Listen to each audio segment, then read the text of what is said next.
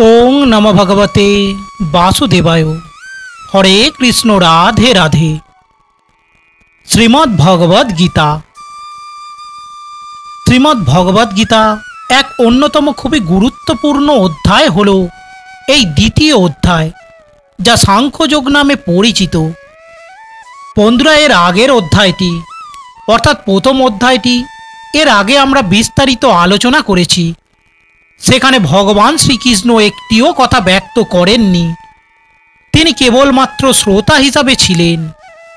কিন্তু যুদ্ধক্ষেত্রে তিনি অর্জুনকে যখন এভাবে অনুতপ্ত, ব্যাকুল ও অশ্রুসিদ্ধ দেখেন, তখন শেষ পর্যন্ত মধুসূদন শ্রীকৃষ্ণ তার অমূল্য বাণীগুলি ব্যক্ত করলেন। আর এখান থেকেই শুরু গীতার মূল অংশ। বন্ধুরা, আজ শুরু করছি শ্রীমদ্ ভগবদ গীতার দ্বিতীয় অধ্যায়, সাংখ্যযোগ। তাই মনের মধ্যে অপার ভক্তি নিয়ে মন শান্ত রেখে সম্পূর্ণ ভিডিওটি দেখবেন। আশা করি সম্পূর্ণ ভিডিওটি দেখলে আপনার মনে এক অজানা শান্তি আপনি অনুভব করতে পারবেন। আর ভিডিওটি দেখার পর ভালো লাগলে আপনাদের কাছে অনুরোধ, ভিডিওটি একটি লাইক করবেন ও আমাদের হিন্দু সনাতনী ধর্মকে আগিয়ে নিয়ে যাবার জন্য আমাদের এই চ্যানেলটি সাবস্ক্রাইব করে আমাদের এই উদ্যোগের পাশে থাকবেন। তাহলে বন্ধুরা, আপনাদের ভালোবাসা ও শ্রীকৃষ্ণের আশীর্বাদ নিয়ে শুরু করছি শ্রীমদ্ ভগবদ গীতার দ্বিতীয় অধ্যায়, সাংখ্যযোগ। ওং নমো ভগবতে বাসুদেবায়। সঞ্জয় বললেন, অর্জুনকে এভাবে অনুতপ্ত, ব্যাকুল ও অশ্রুসিক্ত দেখে কৃপায় আবিষ্ট হয়ে মধুসূদন ভগবান শ্রীকৃষ্ণ এই কথাগুলি বললেন। পুরুষোত্তম ভগবান শ্রীকৃষ্ণ বললেন, প্রিয় অর্জুন, এই ঘোর সংকটময় যুদ্ধস্থলে যারা জীবনের প্রকৃত মূল্য বোঝে না, সেই সব অনার্যের মতো শোকানল তোমার হৃদয়ে কিভাবে প্রজ্বলিত হলো?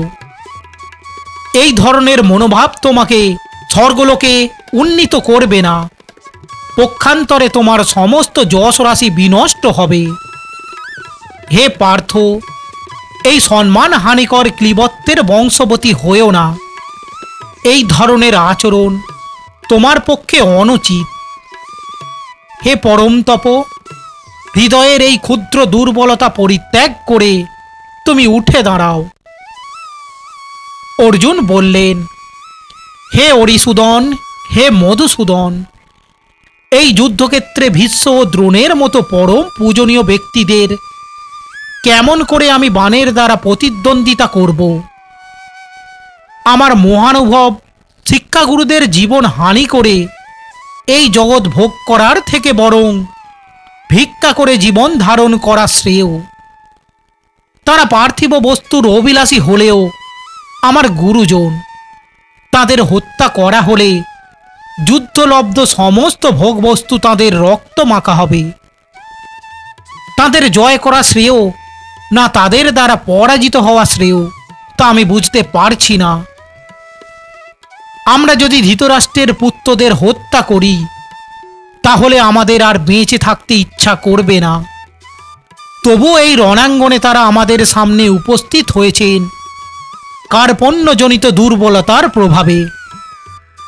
আমি এখন কিং কর্তব্য বিমূঢ় হয়েছি এবং আমার কর্তব্য সম্বন্ধে বিভ্রান্ত হয়েছি। এই অবস্থায় আমি তোমাকে জিজ্ঞাসা করছি, এখন কি করা আমার পক্ষে শ্রেয়স্কর তা আমাকে বলো। এখন আমি তোমার শিষ্য এবং সর্বতোভাবে তোমার শরণাগত। দয়া করে তুমি আমাকে নির্দেশ দাও। আমার ইন্দ্রিয়গুলিকে শুকিয়ে দিচ্ছে যে শোক, তা দূর করবার কোনো উপায় আমি খুঁজে পাচ্ছি না। এমনকি স্বর্গের দেবতাদের মতো আধিপত্য নিয়ে সমৃদ্ধশালী প্রতিদ্বন্দ্বিতাবিহীন রাজ্য এই পৃথিবীতে লাভ করলেও আমার এই শোকের বিনাশ হবে না। সঞ্জয় বললেন, এভাবে মনোভাব ব্যক্ত করে গুড়াকেশ অর্জুন তখন ঋষিকেশকে বললেন, হে গোবিন্দ, আমি যুদ্ধ করব না। এই বলে তিনি মৌন হলেন। হে ভরতবংশীয় ধৃতরাষ্ট্র, সেই সময় স্মিত হেসে শ্রীকৃষ্ণ উভয় পক্ষের সৈন্যদের মাঝখানে বিষাদগ্রস্ত অর্জুনকে এই কথাগুলি বললেন। পরমেশ্বর ভগবান বললেন, তুমি প্রাজ্ঞের মতো কথা বলছো, অথচ যে বিষয়ে শোক করা উচিত নয় সেই বিষয়ে শোক করছো। যারা যথাযথই পণ্ডিত তারা কখনো জীবিত অথবা মৃত কারো জন্যই শোক করেন না। এমন কোনো সময় ছিল না যখন আমি, তুমি ও এই সমস্ত রাজারা ছিলেন না, এবং ভবিষ্যতেও কখনো আমাদের অস্তিত্ব বিনষ্ট হবে না। দেহীর দেহ যেভাবে কৌমার, যৌবন ও জরার মাধ্যমে তার রূপ পরিবর্তন করে চলে, মৃত্যুকালে তেমনি এই দেহী বা আত্মা এক দেহ থেকে অন্য দেহে দেহান্তরিত হয়। স্থিতপ্রজ্ঞ পণ্ডিতেরা কখনোই এই পরিবর্তনে মুহ্যমান হন না। হে কৌন্তেয়, ইন্দ্রিয়ের সঙ্গে বিষয়ের সংযোগের ফলে অনিত্য সুখ ও দুঃখের অনুভব হয়। সেগুলি ঠিক যেন শীত গ্রীষ্মের ঋতুর গমনাগমনের মতো। হে ভরতকুল প্রদীপ, সেই ইন্দ্রিয়জাত অনুভূতির দ্বারা প্রভাবিত না হয়ে সেগুলি সহ্য করার চেষ্টা করো। হে পুরুষশ্রেষ্ঠ অর্জুন, যে জ্ঞানী ব্যক্তি সুখ ও দুঃখকে সমানভাবে জ্ঞান করেন এবং শীত ও উষ্ণ আদির দ্বন্দ্বে বিচলিত হন না, তিনিই মুক্তিলাভের প্রকৃত অধিকারী। যারা তত্ত্বদ্রষ্টা তারা সিদ্ধান্ত করেছেন যে অনিত্য জড়বস্তুর স্থায়িত্ব নেই এবং নিত্য বস্তু আত্মার কখনো বিনাশ হয় না। তারা উভয় প্রকৃতির যথার্থ স্বরূপ উপলব্ধি করে এই সিদ্ধান্তে উপনীত হয়েছেন, যা সমগ্র শরীরে পরিব্যাপ্ত হয়ে রয়েছে। তাকে তুমি অবিনাশী বলে জানবে। সেই অব্যয় আত্মাকে কেউ বিনাশ করতে সক্ষম নয়। অবিনাশী, অপরিমেয় ও শাশ্বত আত্মার জড়দেহ নিঃসন্দেহে বিনাশশীল। অতএব হে ভারত, তুমি শাস্ত্রবিহিত স্বধর্ম পরিত্যাগ না করে যুদ্ধ করো। যিনি জীবাত্মাকে হন্তা বলে মনে করেন কিংবা যিনি একে নিহত বলে ভাবেন, তারা উভয়ই আত্মার প্রকৃত স্বরূপ জানেন না। কারণ আত্মা কাউকে হত্যা করেন না এবং কারো দ্বারা নিহতও হন না। আত্মার কখনো জন্ম হয় না বা মৃত্যুও হয় না, অথবা পুনঃ পুনঃ তার উৎপত্তি বা বৃদ্ধি পায় না। তিনি জন্মরহিত, শাশ্বত, নিত্য এবং পুরাতন হলেও চিরনবীন। শরীর নষ্ট হলেও আত্মা কখনো বিনষ্ট হয় না। হে পার্থ, যিনি এই আত্মাকে অবিনাশী, শাশ্বত, জন্মরহিত ও অক্ষয় বলে জানেন, তিনি কিভাবে কাউকে হত্যা করতে বা হত্যা করাতে পারেন? মানুষ যেমন জীর্ণ বস্ত্র পরিত্যাগ করে নতুন বস্ত্র পরিধান করে, দেহীও তেমনি জীর্ণ শরীর ত্যাগ করে নতুন দেহ ধারণ করেন। আত্মাকে অস্ত্রের দ্বারা কাটা যায় না, আগুনেও পোড়ানো যায় না, জলেও ভেজানো যায় না, অথবা হাতেও শুকানো যায় না। এই আত্মা অচ্ছেদ্য, অদাহ্য, অক্লেদ্য ও অসহ্য। তিনি চিরস্থায়ী, সর্বব্যাপ্ত, অপরিণীয়, অচল, সনাতন। এই আত্মা অব্যক্ত, অচিন্ত ও অধিকারী বলে শাস্ত্রে উক্ত হয়েছে। অতএব এই সনাতন স্বরূপ অবগত হয়ে দেহের জন্য তোমার শোক করা উচিত নয়। হে মহাবাহ, আর যদি তুমি মনে করো যে আত্মার বারবার জন্ম হয় এবং মৃত্যু হয়, তাহলেও তোমার শোক করার কোনো কারণ নেই। যার জন্ম হয়েছে তার মৃত্যু অবশ্যম্ভাবী, এবং যার মৃত্যু হয়েছে তার জন্ম অবশ্যম্ভাবী। অতএব অপরিহার্য কর্তব্য সম্পাদন করার সময় তোমার শোক করা উচিত নয়। হে ভারত, সমস্ত সৃষ্ট জীব উৎপন্ন হওয়ার আগে অপ্রকাশিত ছিল। তাদের স্থিতিকালে প্রকাশিত থাকে এবং বিনাশের পর আবার অপ্রকাশিত হয়ে যায়। সুতরাং সেই জন্য শোক করার কি কারণ? কেউ এই আত্মাকে আশ্চর্যবৎ দর্শন করেন, কেউ আশ্চর্যভাবে বর্ণনা করেন এবং কেউ আশ্চর্য জ্ঞানে শ্রবণ করেন, আর কেউ শুনেও তাকে বুঝতে পারেন না। হে ভরত, প্রাণীদের দেহে অবস্থিত আত্মা সর্বদাই অবদ্ধ। অতএব কোনো জীবের জন্য তোমার শোক করা উচিত নয়। ক্ষত্রিয় রূপে তোমার স্বধর্ম বিবেচনা করে তোমার জানা উচিত যে ধর্ম রক্ষার্থে যুদ্ধ করার থেকে ক্ষত্রিয়দের পক্ষে মঙ্গলকর আর কিছুই নেই। তাই তোমার দ্বিধাগ্রস্ত হওয়া উচিত নয়। হে পার্থ, স্বর্গদ্বার উন্মোচনকারী এই প্রকার ধর্মযুদ্ধে অংশগ্রহণ করার সুযোগ না চাইতেই যেসব ক্ষত্রিয়দের কাছে এই সুযোগ আসে তারা সুখী হন। কিন্তু তুমি যদি এই ধর্মযুদ্ধ না করো তাহলে তোমার শিরোধর্ম এবং কীর্তি ভ্রষ্ট হয়ে পাপ ভোগ করবে। সমস্ত লোক তোমার কীর্তিহীনতার কথা বলবে এবং যে কোনো মর্যাদাবান লোকের পক্ষেই এই আত্মসম্মান মৃত্যু অপেক্ষাও অধিকতর মন্দ।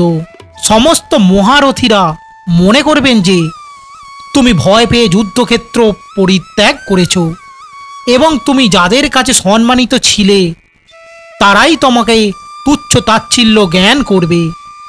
তোমার শত্রুরা তোমার সামর্থ্যের নিন্দা করে বহু অকথ্য কথা বলবে। তার চেয়ে অধিকতর দুঃখদায়ক তোমার পক্ষে আর কি হতে পারে?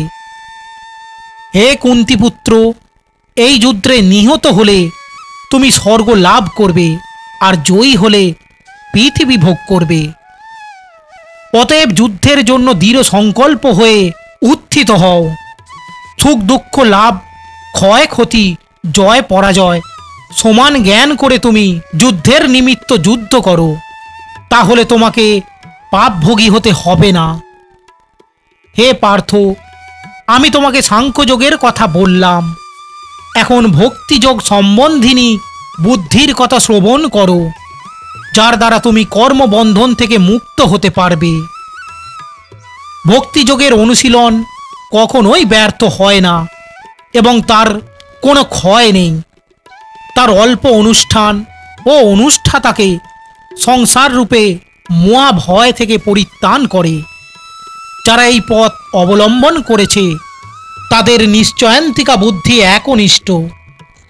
হে কুরুনন্দন, অস্থির চিত্ত সকাম ব্যক্তিদের বুদ্ধি বহু শাখা বিশিষ্ট ও বহুমুখী।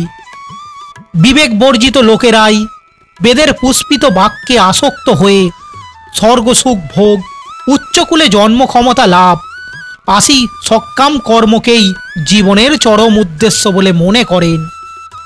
ইন্দ্রিয় সুখ ভোগ ও ঐশ্বর্যের প্রতি আকৃষ্ট হয়ে তারা বলে যে তার ঊর্ধ্বে আর কিছুই নেই। যারা ভোগ ও ঐশ্বর্য সুখে একান্ত আসক্ত সেই সমস্ত বিবেক বর্জিত মূঢ় ব্যক্তিদের বুদ্ধি সমাধি, অর্থাৎ ভগবানে একনিষ্ঠ লাভ হয় না। বেদে প্রধানত জড় প্রকৃতির তিনটি গুণ সম্বন্ধেই আলোচনা করা হয়েছে। হে অর্জুন, তুমি সেই গুণগুলিকে অতিক্রম করে নির্গুণ স্তরে অধিষ্ঠিত হও, সমস্ত দ্বন্দ্ব থেকে মুক্ত হও এবং লাভ ক্ষতি ও আত্মরক্ষার দুশ্চিন্তা থেকে মুক্ত হয়ে অধ্যাত্ম চেতনায় অধিষ্ঠিত হও। ক্ষুদ্র জলাশয়ে যে সমস্ত প্রয়োজন সাধিত হয় সেগুলি বৃহৎ জলাশয় থেকে আপনা হতেই সাধিত হয়ে যায়। তেমনি ভগবানের উপাসনার মাধ্যমে যিনি পরব্রহ্মের জ্ঞান লাভ করে সব কিছুর উদ্দেশ্য উপলব্ধি করেছেন, তার কাছে সমস্ত বেদের উদ্দেশ্য সাধিত হয়েছে। স্বধর্ম বিহিত কর্মে তোমার অধিকার আছে, কিন্তু কোনো কর্মফলে তোমার অধিকার নেই। কখনো নিজেকে কর্মফলের হেতু বলে মনে করো না এবং কখনো স্বধর্ম আচরণ না করার প্রতিও আসক্ত হয়েও না। হে অর্জুন, কর্মভোগের কামনা পরিত্যাগ করে ভক্তিযোগস্থ হয়ে স্বধর্মবিহিত কর্ম আচরণ করো। কর্মের সিদ্ধি ও অসিদ্ধি সম্বন্ধে যে সমবুদ্ধি তাকেই যোগ বলা হয়। হে ধনঞ্জয়, বুদ্ধিযোগ দ্বারা ভক্তির অনুশীলন করে সকাম কর্ম থেকে দূরে থাকো এবং সেই চেতনায় অধিষ্ঠিত হয়ে ভগবানের শরণাগত হও। যারা তাদের কর্মের ফল ভোগ করতে চায় তারা কৃপণ। যিনি ভগবৎ শক্তির অনুশীলন করেন তিনি এই জীবনেই পাপ ও পুণ্যের উভয় থেকেই মুক্ত হন। অতএব তুমি নিষ্কাম কর্মযোগের অনুষ্ঠান করো, সেটি হচ্ছে সর্বাঙ্গীন কর্মকৌশল।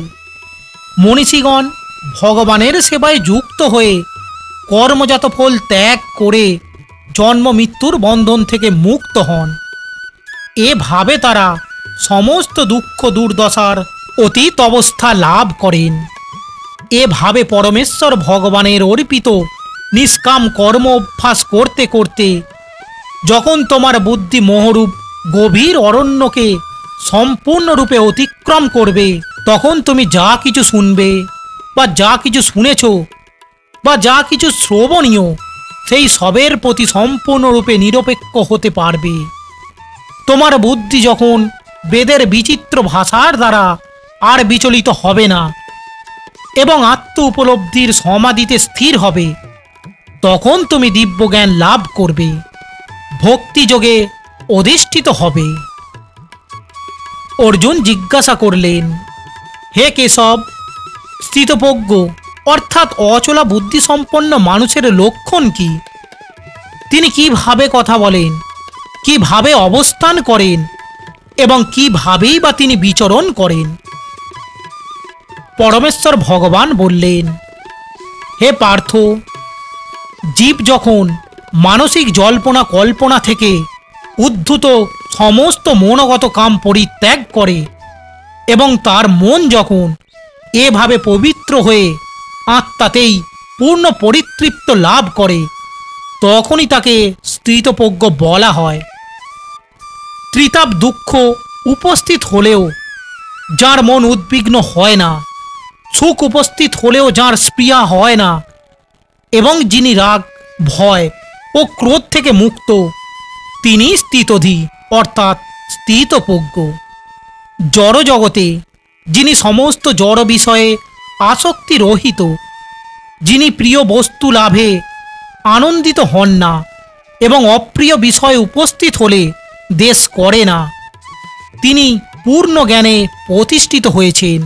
কূর্ম যেমন তার অঙ্গসমূহ তার কঠিন বহিরাবরণের মাধ্যমে সংকুচিত করে, তেমনি যে ব্যক্তি তার ইন্দ্রিয়গুলিকে ইন্দ্রিয়ের বিষয় থেকে প্রত্যাহার করে নিতে পারেন, তার চেতনা চিন্তায় জ্ঞানে প্রতিষ্ঠিত হয়।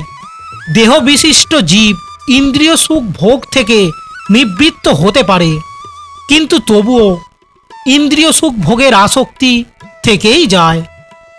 কিন্তু উচ্চতর স্বাদ আচ্ছাদন করার ফলে তিনি সেই বিষয় তৃষ্ণা থেকে চিরতরে নিবৃত্ত হন। হে কৌন্তেয়, ইন্দ্রিয় সমূহ এতই বলবান এবং ক্ষোভকারী যে তারা অতি যত্নশীল বিবেক সম্পন্ন পুরুষের মনকেও বলপূর্বক বিষয়াভিমুখে আকর্ষণ করে। যিনি তার ইন্দ্রিয়গুলিকে সম্পূর্ণরূপে সংযত করে আমার প্রতি উত্তমা ভক্তিপরায়ণ হয়ে তার ইন্দ্রিয়গুলিকে সম্পূর্ণরূপে বশীভূত করেছেন, তিনি স্থিতপ্রজ্ঞ।